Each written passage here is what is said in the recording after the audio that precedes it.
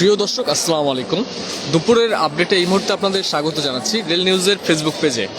দর্শক, এই মুহূর্তে যদি আপনাদের দেখায় যে কমলাপুরের সার্বিক চিত্র এবং দুপুরের আপডেটে যদি দেখায় যে ঢাকার আন্তনগর থেকে সকল ট্রেনের সময়সূচি যদি আপনাদের দেখানোর চেষ্টা করি।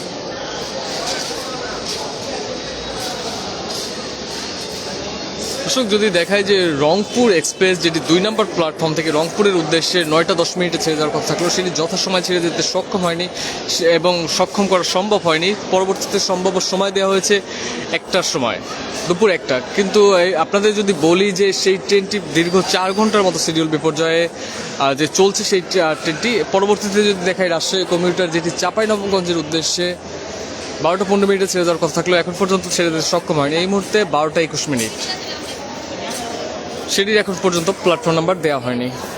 নারায়ণগঞ্জ কমিউটার যেটি শহরতলি প্ল্যাটফর্ম অর্থাৎ 14 নম্বর প্ল্যাটফর্ম থেকে নারায়ণগঞ্জের উদ্দেশ্যে 12টা বাজে 25 মিনিটে ছেড়ে যাবে। মোহনগঞ্জ এক্সপ্রেস যেটি মোহনগঞ্জের উদ্দেশ্যে 1টা বাজে 15 মিনিটে ছেড়ে যাওয়ার কথা রয়েছে, সেটির এখন পর্যন্ত প্ল্যাটফর্ম নাম্বার দেওয়া হয়নি। সিল্ক সিটি রাজশাহীর উদ্দেশ্যে 2টা 30 মিনিটে ছেড়ে যাবে। নারায়ণগঞ্জ কমিউটার যেটি শহরতলি প্ল্যাটফর্ম থেকে নারায়ণগঞ্জের উদ্দেশ্যে 2টা বাজে 45 মিনিটে ছেড়ে যাবে। মধুমতি এক্সপ্রেস যেটি রাজশাহীর উদ্দেশ্যে ঠিক 3টায় ছেড়ে যাওয়ার কথা রয়েছে। এখানে কয়েকটি প্ল্যাটফর্ম নাম্বার দেওয়া হয়নি, যেগুলো পর্যায়ক্রমে দেওয়া হবে। যদি দেখাই যে আজ সাপ্তাহিক বন্ধের দিনের চিত্র যদি দেখাই যে যাত্রীর চাপ অনেকটাই আমরা কম দেখছি এবং সকাল থেকে কম দেখছি এবং প্রতিদিনই আমরা দেখি যে সকালের দিকে যাত্রীর চাপ কিছুটা কম থাকে এবং বেলা বাড়ার সাথে সাথে সেই যাত্রীর চাপ বৃদ্ধি পেতে শুরু করে। যেমনটি আপনাদের দেখছেন যে এই সামনেই রয়েছে যে প্রবেশ দ্বারটি, কমলাপুর রেল স্টেশনে যাত্রী প্রবেশ করার যে জায়গাটি রয়েছে সেখানে দেখছেন যে খুবই কম সংখ্যক যাত্রী এই মুহূর্তে কমলাপুরে প্রবেশ করছে। এবং যদি বলি যে কমলাপুরের সার্বিক চিত্র বেশ শৃঙ্খলার সাথেই রয়েছে, কোনো হৈহুল্লোড় নেই এবং স্বাভাবিক পর্যায়ে রয়েছে। কিন্তু ট্রেনটির শিডিউল বিপর্যয়ের ফলে যে একটি যাত্রীদের মধ্যে যে ভোগান্তি, দীর্ঘ 4 ঘন্টা ধরে রংপুর এক্সপ্রেস সেই ট্রেনটি বিলম্বে চলছে, যার ফলে যাত্রীদের যে একটি চরম দুর্ভোগ এবং ভোগান্তি সেটি সৃষ্টি হয়েছে। পাশাপাশি যদি দর্শক দেখায় যে যাত্রীদের সুবিধার্থে বা যাত্রীদের মান উন্নয়নে কমলাপুর এবং বেশ প্রায় প্রতিটি স্টেশনেই রয়েছে যে সহায়তা কেন্দ্র থেকে শুরু করে আরএনবি চৌকি, সকল যে যাত্রীদের মান উন্নয়ন বা যাত্রীদের নিরাপত্তার দিকে বিবেচনা করে সকল নিরাপত্তার বেষ্টনী করা হয়। যেমনটি দেখছেন যে এখানে রয়েছে আরএনবি সহায়তা কেন্দ্র, যেখানে যে আরএনবি সদস্য যারা রয়েছেন তাদের মাধ্যমে সাহায্য গ্রহণ করতে পারে যাত্রীরা। পাশেই রয়েছে বাংলাদেশ রেলওয়ে তথ্য সেবা কেন্দ্র, যেখানে ট্রেন ভিত্তিক যে কোনো প্রয়োজন, যে কোন ট্রেন কখন নাগাদ আসবে কোন প্ল্যাটফর্ম থেকে, বা যে কোনো তথ্য বা সহযোগিতার প্রয়োজন হলে সেক্ষেত্রে এখান থেকে করা হয়। এবং সামনে দেখছেন যে বাংলাদেশ রেলওয়ে পুলিশ, অর্থাৎ নিরাপত্তার বিষয়টি যে যারা দেখভাল করে থাকেন বাংলাদেশ রেলওয়ে যে পুলিশ রয়েছে, তাদের এখানে একটি বুথ রয়েছে যেখানে তারা তাদের কার্যক্রম করে থাকেন। পাশেই রয়েছে লস্ট অ্যান্ড ফাউন্ড সেন্টার, যেখানে যাত্রীরা কোনো কিছু যদি হারানো যায় এখানে এসে অভিযোগ করতে পারে, পাশাপাশি কারো কোনো কিছু পেয়ে থাকলে সেটিও এখানে এসে জমা দিতে পারে। পাশাপাশি আপনাদের বলতে চাই যে পুরো কমলাপুর এবং বিমানবন্দর আমরা ইতিমধ্যেই দেখেছি এবং বেশ কয়েকটি স্টেশনে আমরা দেখেছি যে ইতিমধ্যেই পুরো দমে যে ফ্রি ইন্টারনেট সেবা সেটি ইতিমধ্যেই প্রদান করা হচ্ছে। যদি বলি কমলাপুরের চিত্র, কমলাপুর প্রতি প্ল্যাটফর্ম এবং পুরো স্টেশন জুড়েই যে ফ্রি ওয়াইফাই সেবা সেটি এখন পুরোদমে চলমান। যদি দেখায় যে এখানে রয়েছে যাত্রীদের সুবিধার্থে যে স্ক্যানিং যে ব্যানার রয়েছে, যেখানে যাত্রীরা স্ক্যানিং করার মাধ্যমে ফ্রি ওয়াইফাই সেবা সেটি গ্রহণ করতে পারবে। পাশাপাশি আমরা দেখেছি রেলওয়ে কর্তৃপক্ষ থেকে যে চলমান অবস্থায় যাতে যাত্রীরা ফ্রি ওয়াইফাই সেবা গ্রহণ করতে পারে, সেক্ষেত্রে আমরা দেখেছি যে স্টারলিংক যে ইন্টারনেট সেবা রয়েছে স্যাটেলাইটের মাধ্যমে চলন্ত অবস্থায় সেই সেবা গ্রহণ করতে পারবে যাত্রীরা।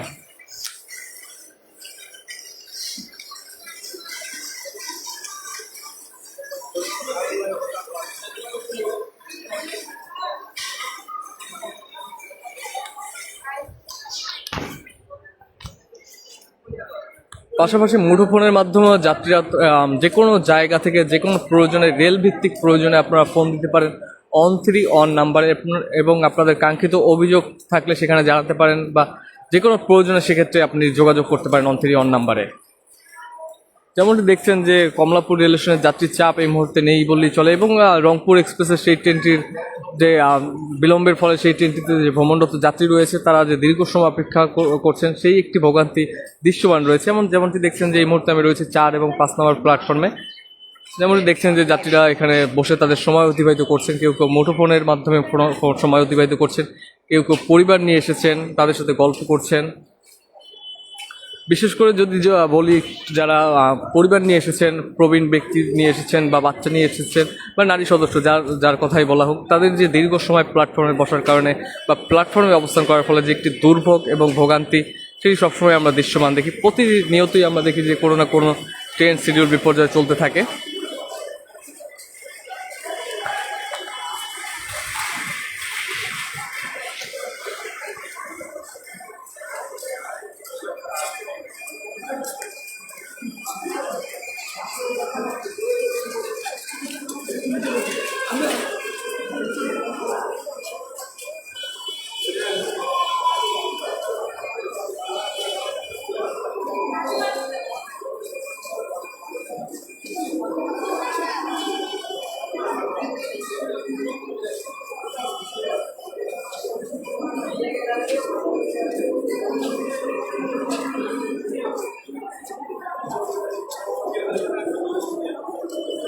যেমনটা দেখছেন যে প্রতিটি এলইডি স্ক্রিনের সামনে যাত্রীদের যে দাঁড়ানোর যে প্রক্রিয়া বা তাদের যে কখন নাগাদ কোন ট্রেন কোন প্ল্যাটফর্মে দেয় বা তাদের ট্রেনটির সঠিক সময়ে যাওয়ার জন্য প্রস্তুত কিনা, সেই সকল তথ্যের জন্য প্রতিনিয়ত তারা এলইডি স্ক্রিন রয়েছে কমলাপুরে এরকমের কয়েকটি। সেই স্ক্রিনের সামনে আমরা সবসময় দেখি যে যাত্রীদের যে তাকিয়ে থাকা কখন নাগাদ তাদের ট্রেনটি প্ল্যাটফর্মে প্রবেশ করে কিনা এবং কোনো সম্ভাব্য সময় দেওয়া হয়েছে কিনা বা কোনো তথ্য দেওয়া হয়েছে কিনা, সে সকল তথ্যের জন্য তারা প্রতিনিয়ত আমরা এখানে দাঁড়িয়ে থাকতে দেখি। দর্শক, যেমনটি দেখাচ্ছিলাম দুপুরের আপডেটে, এই মুহূর্তের কমলাপুরের চিত্র, কেমন যাত্রী চাপ রয়েছে, কোন ট্রেন কখন নাগাদ ছেড়ে যাবে এবং ট্রেন শিডিউল বিপর্যয়ের ফলে যাত্রীদের ভোগান্তি, সকল চিত্রই আপনাদের দেখানোর চেষ্টা করেছিলাম দুপুরের আপডেটে এবং রেল নিউজের লাইভের মাধ্যমে। রেল নিউজের সাথে যুক্ত থাকার জন্য ধন্যবাদ।